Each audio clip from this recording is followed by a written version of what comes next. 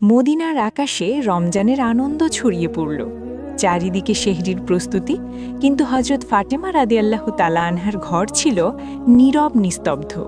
হজরত ফাতেমা রাদিয়াল্লাহু তাআলা আনহা সারা রাত ইবাদত করার পর রোজা রাখবেন, তাই সে খাবারের জন্য এগিয়ে গেলেন, কিন্তু দেখলেন ঘরে এক ফোঁটা পানি ছাড়া আর কোনো খাবার নেই। তাই তিনি একটু পানি পান করলেন এবং আল্লাহ কাছে দোয়া করে বললেন, হে আল্লাহ, তোমার সন্তুষ্টির জন্যই আমি এই রোজা রাখি। তুমি যদি আমাদেরকে অভাব দাও, সেটাও তোমার রহমত। এই দোয়া শেষ হবার সাথে সাথেই মসজিদে নববী থেকে ফজরের সুমধুর আজানের সুর ভেসে আসছে, যেন সমগ্র মদিনাকে ইবাদতের জন্য জাগিয়ে তুলছে। ফজরের নামাজ শেষ হয়েছে, মদিনার আকাশে তখন সূর্যমুখী দিচ্ছে। কিছু সাহাবী মসজিদে নববী থেকে বের হচ্ছেন, আর কিছু ব্যবসায়ী বের হয়েছে জীবিকা নির্বাহের জন্য। অতপর হজরত আলী রাজিয়াল্লাহু তাআলা আনহু কাজের সন্ধানে বের হলেন। এদিকে সকাল যত এগিয়ে যাচ্ছে, ক্ষুধার জ্বালা তত প্রবল হচ্ছে। হজরত ফাতেমা রাজিয়াল্লাহু তাআলা আনহা নিজে তো পানি ছাড়া কিছুই খায়নি, তবু ঘরের কোণে বসে আল্লাহর ইবাদত করছে। এমন সময় ছোট্ট হাসান হুসাইন রাজিয়াল্লাহু তাআলা আনহু ধীরে ধীরে মা ফাতেমার কাছে আসলো এবং কোমল কণ্ঠে বলল, আম্মা জান, আমাদের প্রচণ্ড ক্ষুধা লাগছে, আমাদের কিছু খেতে দিন, ক্ষুধার জ্বালা আর সহ্য করতে পারছি না। এই কথা শুনে হজরত ফাতেমা রাদিয়াল্লাহু তাআলা আনহার চোখের কোণায় পানি চলে আসলো। হৃদয়টা যেন হাহাকার হয়ে উঠল। তিনি কিছুই বলতে পারছে না, তবু হাসি মুখে তাদের বললেন, বাবা, এই জীবন্ত পরীক্ষা মাত্র। বাবা, একটু অপেক্ষা করো, ইনশা আল্লাহ তোমার আব্বাজান কিছু খাবার নিয়ে আসবেন। এটা শুনে শিশু হাসান এবং হুসাইন রাদিয়াল্লাহু তাআলা আনহু আনন্দিত হয়ে সেখান থেকে চলে গেলেন। কিন্তু তিনি নিজেও ইফতারের অপেক্ষায় আছেন। তার নিজের প্রচণ্ড ক্ষুধা লাগছে, মাথাটা হালকা ঝিমঝিম করছে। তখন তিনি আল্লাহর কাছে দোয়া করে বললেন, হে আল্লাহ, তুমি আমাদের রিজিক দাতা। আল্লাহ, তুমি আমাদের রিজিক দাও। তুমি আমাদের সন্তানদের কষ্ট সহ্য করার শক্তি দাও। তুমি আমাদের ঈমান দৃঢ় রাখো। এই কঠিন পরীক্ষার মাঝেও তার হৃদয়ে কোনো বিদ্রোহ নেই, কোনো হতাশ নেই, আছে শুধু ধৈর্য আর তাওয়াক্কুল। এদিকে হজরত আলী রাদিয়াল্লাহু তাআলা আনহু তখন কাজের সন্ধান পেলেন না। সূর্য ধীরে ধীরে মধ্য আকাশে উঠে এসেছে। উত্তপ্ত রোদ ও গরমের তীব্রতা মদিনার মাটিকে ঝলসে দিচ্ছে। কিন্তু বাড়ির কথা ভেবে হজরত আলী রাদিয়াল্লাহু তাআলা আনহুর চোখে পানি চলে আসলো। অবশেষে হজরত আলী রাদিয়াল্লাহু তাআলা আনহু এক সাহাবীর বাড়িতে গেলেন এবং সালাম দিয়ে বললেন, ভাই, আমাদের বাড়ি কোনো খাবার নেই, কোনো কাজের সন্ধান দিতে পারবেন? তখন সাহাবী বলল, ইয়া আলী, আল্লাহর কসম, আমি যদি কিছু পেতাম তাহলে নিশ্চয়ই তোমার জন্য রাখতাম, কিন্তু আমার ঘরেও কয়েকদিন চুলায় আগুন জ্বলেনি, আমিও না খেয়ে আছি। এই কথা শুনে হজরত আলী রাদিয়াল্লাহু তাআলা আনহু স্তব্ধ হয়ে গেল। তখন তিনি সান্ত্বনা দিয়ে বললেন, নিশ্চয়ই আল্লাহ তাআলা কোনো না কোনো ব্যবস্থা করবেন। অতঃপর হজরত আলী রাদিয়াল্লাহু তাআলা আনহু আবারও কাজের সন্ধানে বার হলেন। কিছুদূর যাবার পর মনে মনে ভাবল, শহরের শেষ প্রান্তে একজন ধনী ব্যবসায়ী বাস করে, তার কাছে গেলে হয়তোবা কোনো কাজের ব্যবস্থা হতে পারে। এই চিন্তা করে সেই ধনী ব্যবসায়ীর বাড়ির দিকে যেতে লাগলেন। এদিকে হজরত ফাতেমা রাদিয়াল্লাহু তাআলা আনহা দরজায় দাঁড়িয়ে হজরত আলী রাদিয়াল্লাহু তাআলা আনহুর বাড়ি ফেরার অপেক্ষায় করুণ নয়নে চেয়ে আছে। ঠিক তখনই শিশু হাসান ও হুসাইন রাদিয়াল্লাহু তাআলা আনহু ক্ষুধার জ্বালা সহ্য করতে না পেরে তার কাছে এসে কোমল কণ্ঠে ফিসফিস করে বলল, আম্মাজান, আব্বাজান কখন বাড়ি আসবে? এই কথা শুনে হজরত ফাতেমা রাদিয়াল্লাহু তাআলা আনহার বুক ফেটে যেতে লাগলো, চোখের কোণে অশ্রু চিকচুক করতে লাগলো। তবুও তিনি তাদের সান্ত্বনা দিয়ে বললেন, বাবা, একটু ধৈর্য ধরো, নিশ্চয়ই আল্লাহ আমাদের সাহায্য করবেন। অতঃপর হজরত আলী রাদিয়াল্লাহু তাআলা আনহু সেই ধনী ব্যবসায়ীর বাড়ি গিয়ে সালাম দিয়ে বললেন, ভাই, আপনার কাছে কোনো কাজ আছে? আমি কাজ করতে চাই। এই ধনী ব্যবসায়ী কিছুক্ষণ চুপ থাকার পর বললেন, হ্যাঁ, আমার খেজুর বাগানে কিছু কাজ আছে, তুমি সেখানে কয়েক ঘন্টা কাজ করতে পারো, কিন্তু আমার একটা শর্ত আছে। কাজের মূল্য হিসাবে আমি কোনো টাকা পয়সা দিতে পারবো না, আমি তোমাকে কয়েকটি খেজুর দিতে পারি। তখন হজরত আলী রাদিয়াল্লাহু তাআলা আনহুর নিজের পরিবারের কথা চিন্তা করতেই হৃদয়টা কেঁপে উঠল, চোখে যেন জল চলে এলো। তিনি সঙ্গে সঙ্গে এই কাজ করার জন্য রাজি হয়ে গেল। অতঃপর হজরত আলী রাদিয়াল্লাহু তাআলা আনহু খেজুর বাগানে কাজ করতে লাগলো। খেজুর বাগানের মালিকের নির্দেশ অনুযায়ী সমস্ত কাজ একাই শেষ করলেন। এভাবে কয়েক ঘন্টা অক্লান্ত পরিশ্রম করার পর হজরত আলী রাদিয়াল্লাহু তাআলা আনহু আনহু ওই ধনী ব্যবসায়ীর কাছে এসে বললেন, আপনার নির্দেশ অনুযায়ী আমি সমস্ত কাজ শেষ করেছি, এবার আমার মূল্য পরিশোধ করুন। তখন ওই ধনী ব্যবসায়ী কতগুলো খেজুর হযরত আলী রাদিয়াল্লাহু তাআলা আনহুর হাতে দিলেন। খেজুর পেয়ে হযরত আলী রাদিয়াল্লাহু তাআলা আনহু খুবই খুশি হলেন এবং সাথে সাথে আল্লাহর কাছে দোয়া করলেন, হে আল্লাহ, তুমি আমার রিজিক দাতা, তুমি যদি পরীক্ষা নিতে চাও আমরা ধৈর্য ধরব, কিন্তু আমাদের ঈমানকে মজবুত রেখো। এই কথা বলার পর অতি দ্রুত বাড়ির দিকে রওনা দিলেন। অতঃপর হযরত আলী রাদিয়াল্লাহু তাআলা আনহু যখন প্রায় বাড়ির কাছাকাছি চলে আসলো, তখন মদিনার আকাশ গাঢ় লালচে রং ধারণ করেছে। সূর্য পশ্চিম দিগন্তে হেলে পড়ছে, চারিদিকে ইফতারের প্রস্তুতি। ঠিক তখনই হযরত আলী রাদিয়াল্লাহু তাআলা আনহু ক্লান্ত শরীরে বাড়িতে প্রবেশ করলেন, আর সাথে সাথে দূর থেকে মসজিদে নববীর মধুর আজানের ধ্বনি ভেসে আসতে লাগলো। কয়েকটি খেজুর ও পানি ছাড়া তাদের ঘরে ইফতারের জন্য আর কিছুই নেই, তবুও সেই ঘর যেন আল্লাহর রহমতে ভরে গেল। সবাই ইফতারের জন্য একসাথে বসলো। হযরত হাসান ও হুসাইন রাদিয়াল্লাহু তাআলা আনহুর 2টি করে খেজুর দিল, হযরত আলী রাদিয়াল্লাহু তাআলা আনহুর 2টি খেজুর এবং হযরত ফাতিমা রাদিয়াল্লাহু তাআলা আনহা 2টি খেজুর নিল। ইফতার করবেন ঠিক এমন সময় একজন ভিক্ষুক বাইরে দাঁড়িয়ে আওয়াজ করে বলতে লাগলো, মা, সারাদিন কিছুই খাইনি, ক্ষুধার যন্ত্রণা আর সহ্য করতে পারছি না, দয়া করে আমাকে কিছু খাবার দিন। হযরত ফাতেমা রাদিয়াল্লাহু তাআলা আনহার হৃদয় ছিল কোমল, অন্তর ছিল দয়ার, তাই তিনি নিজের কথা না ভেবেই বললেন, হে আমার প্রাণের স্বামী, ইফতারের খাবারটুকুই ভিক্ষুককে দিন। হযরত আলী রাদিয়াল্লাহু তাআলা আনহু বললেন, হে ফাতেমা, তুমি কি খেজুর খেয়ে ইফতার করবে? তখন ফাতেমা রাদিয়াল্লাহু তাআলা আনহা বললেন, আমি শুধুমাত্র পানি পান করেই ইফতার করব। হযরত আলী রাদিয়াল্লাহু অবাক হলেন, আর কিছুই বললেন না। সেই খাবারটুকু ভিক্ষুককে দিয়ে দিলেন এবং তিনি দোয়া করলেন, হে আল্লাহ, হে আমার রব, আমাদের এই ত্যাগ তুমি কবুল করে নিও।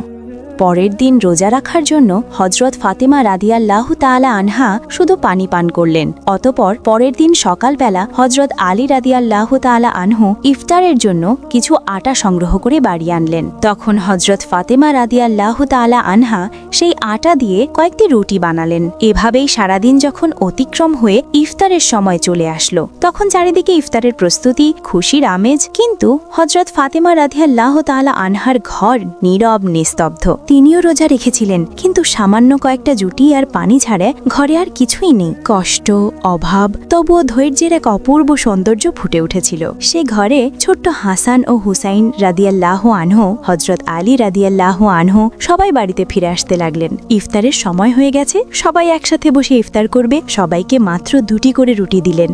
খেতে যাবে এমন সময় আবারও বাইরে থেকে এক করুণ কণ্ঠ ভেসে আসলো, ইয়া আহলুল বায়াত, আমি 3 দিন ধরে অনেক ক্ষুধার্ত।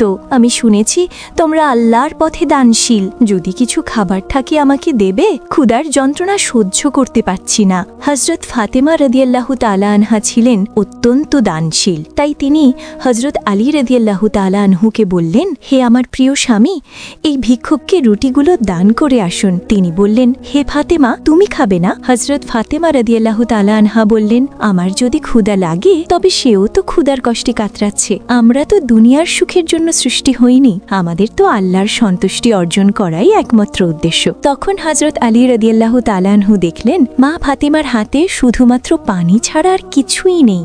তিনি সেই ভিক্ষুককে রুটিগুলো দিয়ে আসলেন। মনে মনে বলতে লাগলেন, হে ফাতেমা, তুমি কি জানো তুমি কেমন পরীক্ষা দিচ্ছ? নিজে না খেয়ে অপরকে খাওয়ালে নিশ্চয়ই আল্লাহ তোমার এই দান কবুল করবেন। ঠিক ওই সময় আল্লাহ রাব্বুল আলামিন হযরত জিব্রাইল আলাইহিস সালামকে হুকুম করলেন, জিব্রাইল, তুমি যাও, আমার প্রিয় হাবিব মুহাম্মাদের প্রিয় কন্যা ফাতেমা যেভাবে ত্যাগ, ধৈর্য, কঠিন পরীক্ষা দিয়েছে তা অতুলনীয়। নিজে না খেয়ে অপরকে খাবার দিয়েছে, তার ঘরে এখন খাবার নেই, তুমি জান্নাত থেকে তাদের জন্য খাবার নিয়ে যাও। এই হুকুম পাওয়া মাত্রই হযরত জিব্রাইল আলাইহিস সালাম জান্নাত থেকে সুগন্ধি রুটি, খেজুর, মধু নিয়ে হযরত আলী রাদিয়াল্লাহু তাআলা আনহুর বাড়ির দরজার সামনে মানুষ রূপে হাজির হলেন। তখন হযরত ফাতিমা রাদিয়াল্লাহু তাআলা আনহু শুধুমাত্র পানি পান করে আবার আল্লাহর ইবাদতে মগ্ন ছিলেন। ঘরের বাইরে থেকে আবার এক আওয়াজ ভেসে আসলো, হে আহলুল বায়াত। এই কণ্ঠ শুনে হযরত আলী চমকে উঠলেন। তখন হযরত আলী রাদিয়াল্লাহু তাআলা আনহু ঘরের বাইরে বার হয়ে দেখলেন একজন সুপুরুষ হাতে একটি পাত্র নিয়ে দাঁড়িয়ে আছে। তিনি জিজ্ঞেস করলেন, আপনি কে? অপর দিক থেকে উত্তর এলো, আমি আল্লাহর পক্ষ থেকে প্রেরিত একজন দাস। তোমরা যেভাবে তোমাদের ক্ষুধা সহ্য করে অন্যের মুখে খাবার তুলে দিয়েছ, আল্লাহ তোমাদের জন্য জান্নাতের রিজিক পাঠিয়েছেন। এই কথা শোনা মাত্রই হযরত আলী রাদিয়াল্লাহু তাআলা আনহুর অন্তর কেঁপে উঠল, তার চোখে জল ভরে গেল। অতঃপর জিব্রাইল আলাইহিসসালাম খাবারগুলি দিয়ে সেখান থেকে বিদায় নিলেন। তখন হযরত আলী রাদিয়াল্লাহু তাআলা আনহু খাবারগুলি নিয়ে ঘরে প্রবেশ করলেন এবং বললেন, হে ফাতেমা, দেখো দেখো দেখো, আমাদের রব কত মহান, আমাদের জন্য জান্নাত থেকে রিজিক পাঠিয়েছেন। এই কথা শুনে হযরত ফাতিমা রাদিয়াল্লাহু তাআলা আনহা ধীরে ধীরে সেখানে এলেন। এগুলি দেখে বিস্ময় হতবাক হয়ে গেলেন। এক মধুময় নয়নে ওই পাত্রীর দিকে তাকিয়ে রইলেন আর মনে মনে ভাবতে লাগলেন, হে আল্লাহ, তুমি কতই না মহান। তিনি বুঝতে পারলেন এটি কোনো সাধারণ খাবার নয়। এত সুগন্ধি, রুটি, মধু, খেজুর, এ তো জান্নাতের খাবার। এদিকে শিশু হাসান এবং হোসেন রাদিয়াল্লাহু তাআলা আনহু সেখানে এসে বললেন, আম্মাজান, এই খাবারগুলো কাদের এবং কোথা থেকে এসেছে? তখন হযরত ফাতেমা রাদিয়াল্লাহু তাআলা আনহা তাদেরকে বললেন, বাবা, খাবারগুলো আমাদের মহান আল্লাহ রব্বুল আলামিন আমাদের জন্য জান্নাত থেকে খাবার পাঠিয়েছেন। হযরত হাসান এবং হোসেন রাদিয়াল্লাহু তাআলা আনহু বললেন, আম্মাজান, এটা কি সত্যি? তিনি বললেন, বাবা, এটা সত্যি, এটি আল্লাহর রহমত। সেই সময় হযরত ফাতেমা রাদিয়াল্লাহু তাআলা আনহার চোখে জল টলমল করছিল। তখন তারা সবাই আল্লাহর শুকরিয়া আদায় করলেন। খাবার মুখে দেওয়ার পরেই তাদের চোখ থেকে অশ্রু ঝরে পড়ল। এই খাবার ছিল আল্লাহর ভালোবাসার প্রমাণ। অতঃপর পরের দিন সকাল থেকেই সমগ্র মদিনার অলিতে গলিতে এই খবর প্রকাশ হয়ে গেল যে হযরত ফাতিমা রাদিয়াল্লাহু তাআলা আনহার ঘরে আল্লাহর পক্ষ থেকে জান্নাত থেকে খাবার এসেছে। এমনকি স্বয়ং রাসূল সাল্লাল্লাহু আলাইহি ওয়াসাল্লাম জানতে পারলেন। এই খবরটি পেয়ে অনেকেই অবাক হলেন, অনেকে আনন্দিত হলেন, আবার অনেকের ঈমান আরো মজবুত হলো। কিন্তু অন্যদিকে অনেক মুনাফিক যারা সন্দেহপ্রবণ ছিল, তাদের এই কথাটি কোনো মতেই বিশ্বাস হচ্ছিল না। তাদের মধ্য থেকে একজন একদল লোকের কাছে গিয়ে বলল, তোমরা কি সত্যিই বিশ্বাস করো যে জান্নাত থেকে খাবার আসতে পারে? তখন ওই লোকগুলো বলল, আল্লাহ তাআলা চাইলে সবকিছুই সম্ভব, কিন্তু শুধুমাত্র ফাতিমার জন্য কেন জান্নাত থেকে খাবার আসবে? এসব সন্দেহপ্রবণ কথা ধীরে ধীরে মদিনার অলিতে গলিতে ছড়িয়ে পড়ল। যখন মুহাম্মদ সাল্লাল্লাহু আলাইহি ওয়াসাল্লামের কানে এই খবরটি পৌঁছালো, তখন তিনি সবার উদ্দেশ্য করে বললেন, হে মদিনাবাসী, তোমরা কি বিশ্বাস করো না যে আল্লাহ তার বান্দাদের জন্য অলৌকিক ব্যবস্থা করতে পারেন? যদি আল্লাহ মেরাজের রাতে আমাকে জান্নাতে নিয়ে যেতে পারেন, তবে তিনি কি আমার কন্যার জন্য জান্নাতের খাবার পাঠাতে পারেন না? আমার কন্যা ফাতেমা জান্নাতের নারীদের সর্দারিনী। আল্লাহ তাকে যে মর্যাদা দিয়েছেন তা অতুলনীয়। এই ঘটনা সেই মর্যাদার একটি নিদর্শন। অতঃপর হযরত মুহাম্মদ সাল্লাল্লাহু আলাইহি ওয়াসাল্লাম সূরা আত-তালাকের একটি আয়াত তেলাওয়াত করে শোনান, যার বাংলা অর্থ, যে ব্যক্তি তাকওয়ার পথে চলে আল্লাহ তাকে এমনভাবে রিজিক দান করেন যা সে কল্পনাও করতে পারে না। তখন সবাই নীরব হয়ে গেল। এই কথাগুলো শুনে সাহাবীরা আরো দৃঢ় ঈমান লাভ করলেন। যখন এই ঘটনা সমগ্র মদিনায় এক আলোড়ন সৃষ্টি করলেন, তখন মুনাফিক কাফেররা ক্রোধে ফেটে পড়ল। তাই তাদের অনুসারীদের ডেকে বলল, তোমরা কি দেখেছ মুহাম্মাদের কন্যা এমন মর্যাদা পেয়েছে যা পৃথিবীর অন্য কেউ পায়নি। যদি এই ঘটনা আরও প্রচার হতে থাকে তাহলে মানুষের ঈমান আরও শক্তিশালী হবে এবং আমাদের ষড়যন্ত্র ব্যর্থ হয়ে যাবে। তখন তাদের এক অনুসারী বলল, আমরা কি করতে পারি? তখন এই কাফের মুনাফিকরা বলল, মানুষের মনে সন্দেহ ঢুকিয়ে দাও। তোমরা বলবে, এ তো কেবল একটি গল্প, হয়তো ফাতেমার স্বপ্ন দেখেছেন। আরও বলবে, মুহাম্মদ শুধু তার কন্যার মর্যাদা বাড়ানোর জন্য এমন কথা বলছেন। আমরা তো কখনোই জান্নাতের খাবার দেখিনি, হয়তো এটি একটি গল্প। এই কথা মতো পরের দিন থেকে কাফির মুনাফিকদের দল অলিতে গলিতে বাড়িতে বাড়িতে গিয়ে প্রচার করতে লাগলো যে এটি একটি মিথ্যা গল্প। এভাবেই প্রচার করতে করতে একদল সাহাবীদের কাছে গিয়ে বলল, শুনুন ভাইরা, আপনাদেরকে বোকা বানানো হচ্ছে। এটি সত্যি ঘটনা নয়, এটি মিথ্যা ঘটনা। তখন ওই সাহাবীরা বলল, যিনি আমাদের জন্য কোরআন অবতীর্ণ করেছেন তিনি কি জান্নাত থেকে খাবার পাঠাতে পারেন না? আর মুহাম্মদ সাল্লাল্লাহু আলাইহি ওয়াসাল্লাম তো আল্লাহর প্রিয় রাসূল, তিনি কখনোই মিথ্যা কথা বলেন না। অতএব তাদের ঈমানের কাছে ওই কাফেররা হেরে গেল। এভাবেই এই দণ্ড ধীরে ধীরে ছড়িয়ে পড়তে লাগলো। এই ঘটনার পর এক রাতে হযরত ফাতেমা রাদিয়াল্লাহু তাআলা আনহা ধীরে ধীরে নিজের কক্ষে গেলেন। দীর্ঘ সময় আল্লাহর ইবাদত করলেন এবং চোখের পানি ঝরালেন। মনে মনে ভাবছেন, কেন আল্লাহ আমাকে এই অলৌকিক নেয়ামত দিলেন? আমার তো দুনিয়ার কিছু চাওয়ার নেই। আমার একমাত্র চাওয়া আল্লাহ যেন আমাদের সবাইকে জান্নাতে একসঙ্গে রাখেন। অতঃপর তিনি আল্লাহর কাছে দোয়া করে বললেন, হে আল্লাহ, তুমি আমাকে এমন সম্মানিত করেছ যার জন্য আমি যোগ্য নই। তুমি আমাকে জান্নাতের খাবার দিয়ে দেখিয়ে দিয়েছ যে দুনিয়ার অভাব কিছুই নয়। যদি তুমি সন্তুষ্ট থাকো, আমি তোমারই। আমার সন্তানদের তুমি হেফাজত করো, আমার স্বামীকে তুমি বরকতময় করো, আর আমার আব্বাকে তুমি জান্নাতের সর্বোচ্চ স্তরে উত্তীর্ণ করো। অতঃপর পরদিন সকালে মদিনার চারিদিকে আলোড়ন সৃষ্টি হলো। তখন হজরত আবু বকর রাদিয়াল্লাহু তাআলা আনহু এবং হজরত ওমর রাদিয়াল্লাহু তাআলা আনহু এই অলৌকিক ঘটনা শোনার পর নবীজি সাল্লাল্লাহু আলাইহি ওয়াসাল্লামের কাছে ছুটে এলেন এবং বললেন, ইয়া রাসূলুল্লাহ, এই ঘটনা আমাদের জন্য এক বিরাট নিদর্শন। এটি আমাদের ঈমান আরো দৃঢ় করেছে। তখন হজরত ওমর রাদিয়াল্লাহু তাআলা আনহু বললেন, আমরা কি এই খাবারের কোনো অংশ দেখতে পারি? নবীজি সাল্লাল্লাহু আলাইহি ওয়াসাল্লাম হাসলেন এবং বললেন, হে ওমর, এটি এমন এক নিয়ামত যা শুধু আল্লাহ যাকে ইচ্ছা করে তাকেই দান করেন। কিন্তু এটি শুধু খাবারের ব্যাপার নয়, বরং এটি এক মহান শিক্ষা। এই কথা শুনে সাহাবীদের হৃদয় পুরো শান্তিতে ভরে গেল। অবশেষে হজরত মুহাম্মদ সাল্লাল্লাহু আলাইহি ওয়াসাল্লাম হজরত ফাতেমা রাদিয়াল্লাহু তাআলা আনহার বাড়িতে এলেন। তিনি জানতেন তার কন্যা ফাতেমা শুধু তার মেয়ে নয়, বরং তিনি ইসলামের এক মহান আদর্শ। রাসূল সাল্লাল্লাহু আলাইহি ওয়াসাল্লাম মৃদু হেসে বললেন, হে আমার কলিজার টুকরো ফাতিমা, তুমি জান্নাতের নারীদের নেত্রী, আর এই খাবার তোমার মর্যাদারই প্রমাণ। তখন হযরত ফাতিমা রাদিয়াল্লাহু তাআলা আনহা বিনয়ের সাথে মাথা নিচু করলেন এবং বললেন, ইয়া রাসূলুল্লাহ, আমি তো শুধুই একজন দুর্বল বান্দা। এই সম্মান একমাত্র আল্লাহর রহমতে। নবীজি সাল্লাল্লাহু আলাইহি ওয়াসাল্লাম সন্তুষ্ট বললেন, হ্যাঁ, কিন্তু আল্লাহ তার প্রিয় বান্দাদেরই এই রহমত দেন। তুমি ধৈর্য ধরেছ, তুমি তাকওয়ার পথ অবলম্বন করেছ, আর তাই তিনি তোমাকে জান্নাতের খাবার দ্বারা সম্মানিত করেছেন। এই মুহূর্তটি ছিল এক অপার্থিব প্রশান্তির মুহূর্ত। হযরত মুহাম্মদ সাল্লাল্লাহু আলাইহি ওয়াসাল্লাম কে বললেন, আমি কসম করে বলতে পারি, তোমার অন্তরে যে পরিপূর্ণ ঈমান আছে তা আমাদের সকলের জন্য একটি আদর্শ। হজরত ফাতেমা রাদিয়াল্লাহু তাআলা আনহা চোখের পানি মুছে মৃদু হেসে বললেন, আমরা সবাই একদিন জান্নাতে এই খাবারের স্বাদ উপভোগ করব ইনশাআল্লাহ। তখন মুহাম্মদ সাল্লাল্লাহু আলাইহি ওয়াসাল্লাম হাত তুলে দোয়া করলেন, হে আল্লাহ, তুমি আমার ফাতেমাকে, আমার আলীকে, আমার হাসান ও হুসাইনকে এবং আমার উম্মাহকে জান্নাতের সেরা নিয়ামত দান করো। অতঃপর হজরত মুহাম্মদ সাল্লাল্লাহু আলাইহি ওয়াসাল্লাম সেখান থেকে চলে আসলেন।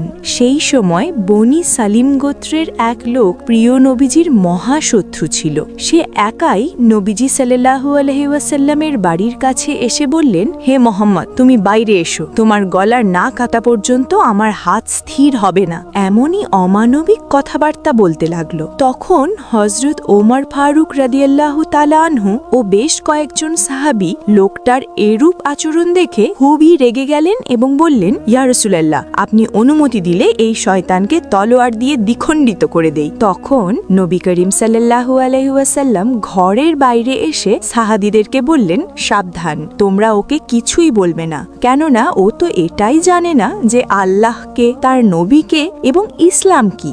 যখন এগুলো বুঝতে পারবে তখন আর এরূপ কথা মুখে উচ্চারণ করবে না। অতঃপর রাসূল সাল্লাল্লাহু আলাইহি ওয়াসাল্লাম ধীরে ধীরে লোকটির কাছে এসে অতি নম্র ভাষায় মিষ্টি সুরে বললেন, তুমি আমার উপর এমন রাগান্বিত হলে কেন? এই আসমান, জমিন, মানুষ, বিশ্বজগতের একমাত্র সৃষ্টিকর্তা যিনি, আমি তো শুধু তার কথাই বলি। আমি শুধু তার উপর ঈমান আনার জন্যই সবাইকে ডাকি। একমাত্র আল্লাহকে ভয় করো, যিনি অসীম ক্ষমতাশালী এবং সর্বশক্তিমান। তাই বলছি, গর্ব, অহংকার আর ক্রোধ, হিংসা বাদ দিয়ে সেই মহান আল্লাহকে ভয় করো আর আযাবকে ভয় করো, নয়তো অনন্ত অসীমকাল কঠোর আযাব ভোগ করতে হবে। রাসূল সাল্লাল্লাহু আলাইহি ওয়াসাল্লামের মুখে এরূপ কথা শুনে তার কোমল ব্যবহার দেখে লোকটি স্তব্ধ হয়ে গেল। কিছুক্ষণ চুপ থাকার পর হঠাৎ বলে উঠল, নিশ্চয়ই মুহাম্মদ সাল্লাল্লাহু আলাইহি ওয়াসাল্লাম আল্লাহের প্রেরিত রাসূল। আমি আপনার কথায় বিশ্বাস স্থাপন করে এক আল্লাহর উপর ঈমান আনলাম। এই কথা বলার পর সাথে সাথে নবীজির হাতে হাত রেখে কলেমা পড়ে মুসলমান হয়ে গেল। তখন মোহাম্মদ সাল্লাল্লাহু আলাইহি ওয়াসাল্লাম সেই ব্যক্তিকে ঘরের মধ্যে নিয়ে গেলেন। তাকে জিজ্ঞাসা করলেন, তোমার বাড়িতে কে আছে, তুমি কিভাবে খাও এবং কিভাবে চলাফেরা করো, নানান প্রশ্ন করল। তখন লোকটি বলল, ইয়া রাসূলুল্লাহ, আমি হলাম বনি সালেম গোত্রের সবচেয়ে বেশি গরিব মানুষ। দিন মজুরি করে কোনো রকম সংসার চালাই, অধিকাংশ সময় না খেয়েই থাকি। তখন রাসূল সাল্লাল্লাহু আলাইহি ওয়াসাল্লাম উপস্থিত সাহাবীদের লক্ষ্য করে বললেন, তোমাদের মধ্যে এমন কেউ কি আছে যে একটি উট দান করবে? সঙ্গে সঙ্গে হযরত আব্দুল্লাহ ইবনে আব্বাস রাদিয়াল্লাহু তাআলা আনহু বললেন, ইয়া রাসূলুল্লাহ, আমার মাত্র একটি উট আছে, আমি সেইটি দান করলাম। তারপর রাসূল সাল্লাল্লাহু আলাইহি ওয়াসাল্লাম আবার বললেন, তোমাদের মধ্যে এমন কেউ কি আছো যে একটি পাগড়ি দান করবেন? সাথে সাথেই হযরত আলী রাদিয়াল্লাহু তাআলা আনহু নিজের মাথার পাগড়িটা দান করলেন। রাসূল সাল্লাল্লাহু আলাইহি ওয়াসাল্লাম আবার বললেন, তোমাদের মধ্যে এমন কেউ কি আছো যে এই নতুন মুসলিম ভাইয়ের জন্য খাদ্যের ব্যবস্থা করবে? তখন হযরত সালমান ফার্সি বললেন, ইয়া রাসূলুল্লাহ, আপনি অনুমতি দিলে আমি কোনো না কোনো বাড়ি থেকে খাদ্যের ব্যবস্থা করতে পারি। অতঃপর হযরত সালমান ফার্সি ওই নব মুসলিমকে নিয়ে অনেক বাড়িতে গিয়ে খাদ্যের সন্ধান করতে লাগলেন, কিন্তু কোথাও কোনো খাবার পেলেন না। অবশেষে হযরত ফাতেমা রাদিয়াল্লাহু তাআলা আনহুর বাড়িতে আসলেন। হযরত সালমান ফার্সি বললেন, হে ফাতেমা, এই নতুন মুসলিম ভাইয়ের খাবারের জন্য অনেক বাড়িতে ঘুরলাম, কিন্তু কোথাও কিছু পেলাম না। এখন তোমার ঘরে যদি কোনো খাদ্য থাকে তাহলে একে দিন। এই কথা শুনে হযরত ফাতিমা রাদিয়াল্লাহু তাআলা আনহার দুই চোখে অশ্রুসিক্ত হয়ে উঠল। তার হৃদয় ছিল কুসুমের মতো কোমল। তিনি সালমান ফার্সিকে সম্বোধন করে বললেন, ভাই, আমার ঘরেও কোনো খাবার নেই। আমার পুত্র হাসান এবং হুসাইন ক্ষুধার জ্বালায় আর সহ্য করতে পারছে না। খাবার দেবার মতো আমার কাছে কিছুই নেই, তবে আমার কাছে বেশ দামি একখানা ওড়না আছে, আমি সেটা ব্যবহার করি না। আপনি সেই ওড়নাটা নিয়ে ইহুদিদের বাড়ি যান এবং সেখান থেকে এই ওড়নাটা বিক্রি করে তার মূল্য দিয়ে কিছু আটা কিনে আমার এই নব মুসলিম ভাইয়ের জন্য খাদ্যের ব্যবস্থা করুন। এই কথা শুনে তাদের চোখ জলে ভিজে গেল। হযরত ফাতেমা রাদিয়াল্লাহু তাআলা আনহার এমন ব্যবহার দেখে তারা অবাক হয়ে গেল।